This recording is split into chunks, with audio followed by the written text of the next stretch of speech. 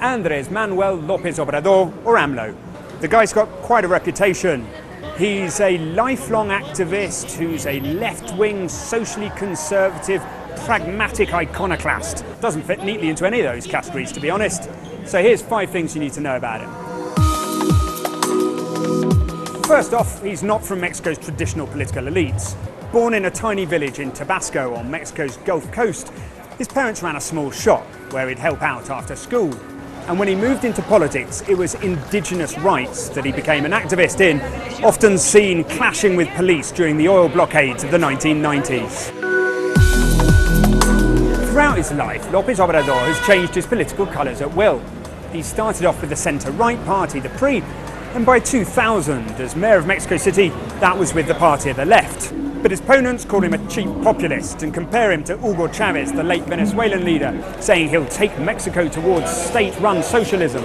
Vamos! But his key promise has been to tackle corruption and dismantle what he calls la mafia del poder, the mafia of power in Mexico.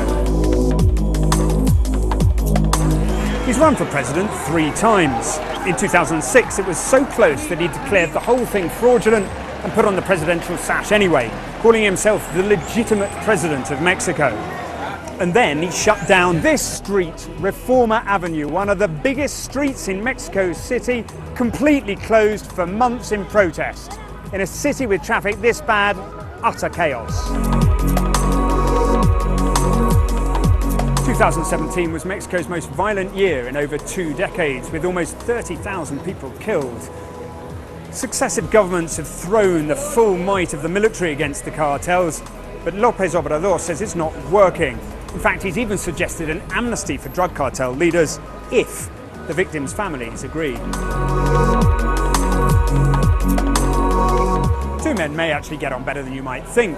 Mr. Lopez Obrador's basic message is, this country is broken, and I, as a political outsider, I alone can fix it. Plus, President Trump has threatened to rip up NAFTA, the free trade agreement between Mexico, the US and Canada, which Amlo has long said is unfair to Mexican farmers. Still, it won't be all sweetness and light. Immigration, drugs, the border wall, these and other issues are pretty likely to cause the 2 men to butt heads.